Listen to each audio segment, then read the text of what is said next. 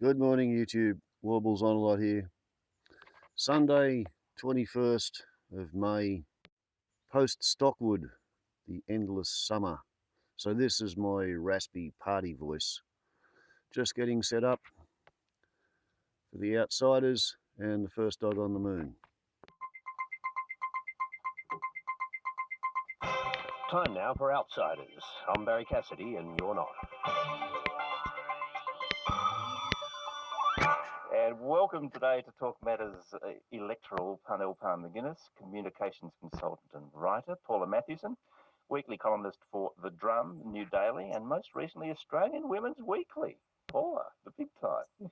Dr. Anita Heiss joins us as well, manager of Epic Good Foundation, former adjunct Professor at the Junta Indigenous House of Learning, the University of Technology, Sydney. Welcome to you all.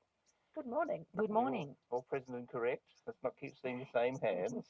Here, sir. It's been an extraordinary week.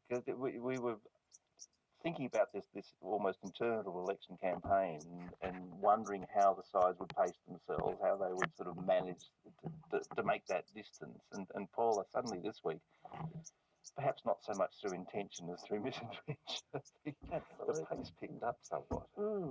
It did. So we've had, the plan was basically, I think, for the Labor Party was going to, after a week of education, was moving to health. And ticking them off. That's right, ticking them off. And the government, I think, was a little bit concerned after the Leaders Forum on Friday night. There was not one mention of boats or terrorism or any of these things that supposedly Western Sydney is concerned about. So Malcolm got out there in front of an OSB boat, started talking about border protection, and then we had Mr. Dutton come into play. Well, we did. Let's have a listen. You will have heard what Peter Dutton said, but for the sake of refreshing your memories. Well, for many people, they won't be, numerate or literate in their own language, let alone English. And this is a difficulty because the Greens are very close to the CFMEU, as obviously the Labor Party is, and their affiliations with the union movement obviously are well known. Now, these people would be taking Australian jobs, there's no question about that. And for many of them that would be unemployed, they would languish in unemployment queues and on Medicare and the rest of it. So there would be a huge cost, and there's no sense in sugarcoating that. That's the scenario. Now, there was a fair bit of, especially in social media and all those sort of lefty enclaves, a fair bit of outrage at what Mr. Dutton said. PM, however, was very quick to get in and give him very emphatic support. Many of them are illiterate in their own languages. Now, that is no fault of theirs, and that is not a basis for criticising them. What it is, as Peter has identified, is a basis for us taking our responsibilities seriously. And Parnell, the job is done there because suddenly security, borders, utterly the topic of that day's cycle and ongoing, that the conversation shifted. That's right. It was very clumsily done, but it was effective because we're now talking about those things. Now, interestingly, something that nobody seems to have picked up on from Dutton's formulation there was that he sounded more concerned about the Greens' strategy and about generally their likelihood of being elected. So he said their affiliations with the CFMEU would mean that this wouldn't play well for them. So he's trying to. That's right, and they do want to support the Green Party versus the Labor Party as well. We know that this is part of the Liberal strategy in this. Did you think, Anita Heiss, that we would have yet another campaign, based around this as a central issue? Well, it actually reminded me of two different situations. One was the 1930s White Australia policy. When I first saw that, I thought, oh my God, we've just gone back to that. But also it reminded me of the 2007 election, where just weeks out of that, John Howard announced the Northern Territory Emergency Response, and it was playing into this the redneck psyche of Australia in terms of getting things back on the radar. In those days, it was getting John Howard on the radar in terms of the election. But I thought, and Parnell mentioned strategy there, and I thought that this was a strategy of the government, given that they haven't been able to sell any of their policies in terms of cuts to Medicare, proposed cuts to penalty rates, proposed cuts to company tax, which is a hard sell to anybody in the working class. So what can we sell? Well, we can, sell this fear. So, I mean, I was as mortified as the next person, but I think what happened is it backfired, because if you saw the backlash, it wasn't just from working class people, and it wasn't just from people like myself who had a migrant father who came with English as a second language and worked his butt off to create a life and paid tax and did all that sort of, raised a family, did all the things that over 50% of Australian families are doing. And suddenly those stories, Paula, came absolutely to the fore. We had a week flooded with the stories of migrant success and hardship and making good. But it's interesting. I mean, people always describe this, we've talked about this before, describe this as sort of a race baiting issue, as a dog whistle issue. And I think it's more complicated than that. I think it's actually about the economy. It's actually about job security and all those things that it's just it's a proxy for. That's right. You and I have both written about it, and I dragged out your column on that very issue from 2013. The other thing to remember, sure that we had lots of stories about the success of migrants in Australia, but interestingly and counterintuitively, people that would be considered to be new generations in Australia aren't exactly very welcoming of an immigration intake. And we saw that with the Essential poll this week. So around 60% of Australians said the immigration intake is currently too high.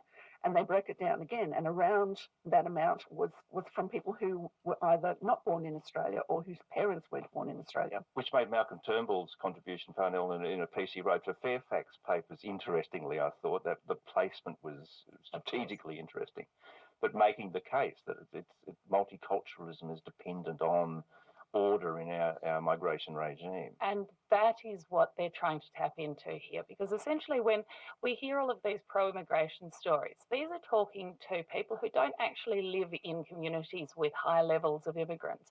So what Dutton was talking to, where his comments were aimed, were at people living in high migrant communities who know the problems of integration, who are experiencing these on a daily basis, and they feel very sensitive about this. As Paula said, it is often recent immigrants, who feel most sensitive about new waves coming in.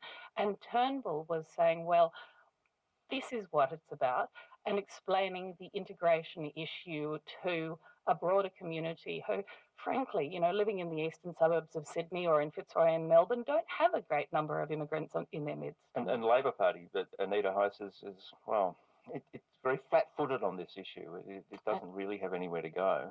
I mean, and that's part of the problem for Labor voters. And again, it reflects back to previous elections around the Tampa crisis, for instance, when Kim Beazley didn't actually give any opposition to what was happening at that time, and didn't give Labor voters an opportunity to actually vote for a party that stood up for what they believed in. So I think it's going to be interesting the next few weeks as we lead into the election, and I'm keen to see what Bill Shorten comes up with when he's not busy doing, what he's been preoccupied with this week.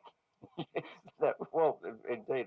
As a segue. Yeah. Well, yes, quite so, because one of the things that he, of course, has been preoccupied with was the raids that took place on the houses of various Labor Party operatives. Here's Mr. Shorten reacting to that. The truth of the matter is that NBN Co is a creature of government, and it is inconceivable that NBN Co would launch a police investigation and not make it clear to the owners of the company what is happening. Of course, the Prime Minister, not to be sidetracked from his preferred issue of the week, was quick to try and turn that around. What Labor is doing is seeking to attack the integrity of the Australian Federal Police. That is a shameful thing to do. Labor should be ashamed of themselves. Shame on you, Labor. Shame, Parnell. Yesterday we have Communications Minister Mitch Fifield saying that he was aware of this investigation. Labor trying to make the suggestion subsequent to that, well, then he must have told the Prime Minister. It's a conspiracy or cock up here? I think a bit of a combination. I think they wouldn't have been unhappy to see this hit the agenda, but I also think that there is a limit to the amount of control the government is going to be able to have over the AFP launching an investigation of this nature. Which it launched, of course, in December, so that's there's a right. slow burn here. So the AFP came out and said, the reason we've done our investigation at this time, or rather not the investigation, but the raid at this time, is because of developments in the case. Now, we have to take them at their word on this because we just don't have any information to the contrary. Whatever conspiracies we think up are just that. What it does throw up, Paul, in the middle of this campaign is this attitude to the providers of information, to leakers, to whistleblowers, to the people that can be raided by the AFP and hunted down. Well, I mean, we see a debate around one type of whistleblower being more equal than another. I mean, the AFP have been conducting a number of raids or visits because of different inquiries that they've been undertaking. So we had the Ashbygate raids that took place, and then these ones as well. So sure, it's a bit of colour and movement, but I don't think this particular exercise is going to be of any interest at all to everyday voters. It's only of interest to people who think that this is going to bring the NBN into the debate. Well, which is the thing, isn't it, Anita? I mean, that's the effect that it's, I think, had enduringly, is to have us start to talk about the NBN and whether it's working, whether it's delivering for Australians in need of a little bit of internet.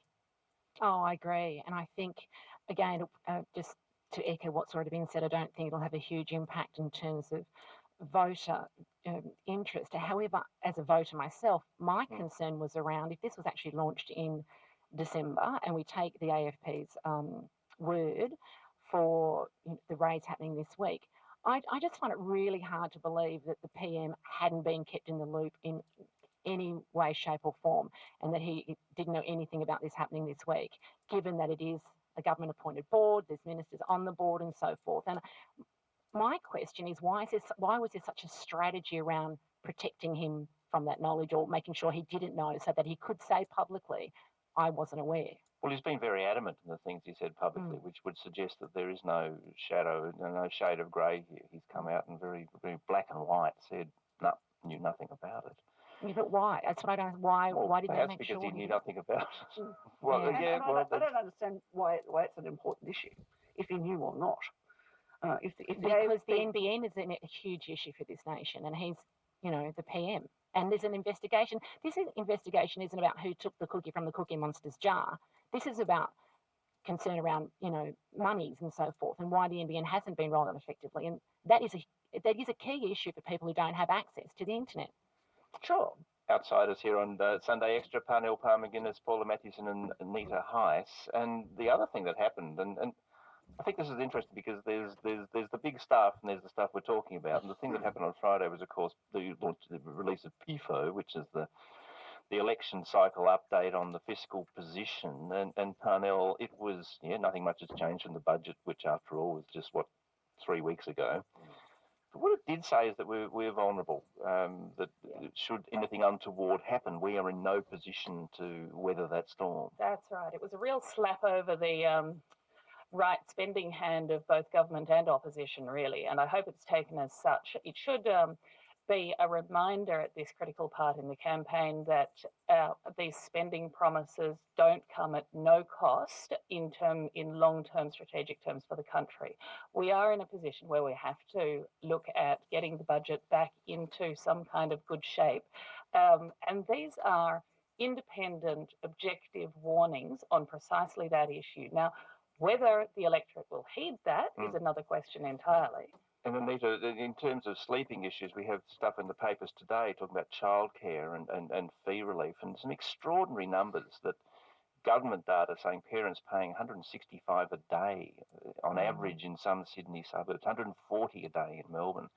In terms of where government is going to spend money, it's extraordinary. Things like childcare are just not getting talked about.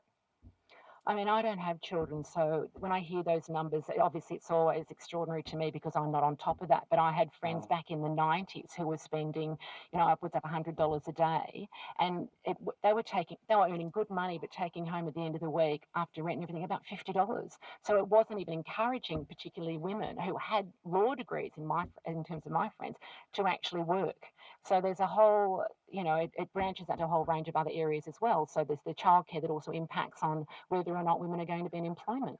And this goes, Paula, just briefly as a quick last point. I mean, Okay, we're on the upload limit. I will start a new video. Ciao.